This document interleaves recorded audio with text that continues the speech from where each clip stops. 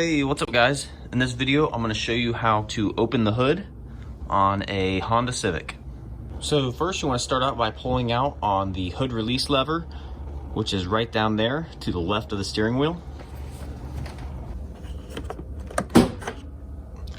And when you do that, you'll hear the hood pop.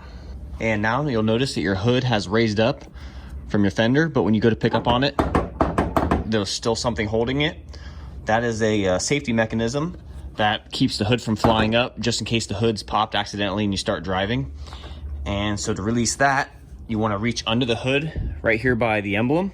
And there's a lever right here that you can see when you push up on the lever, it moves that to the side and releases the hood. So you push up on it and then you pick up on your hood and grab a hold of your prop rod.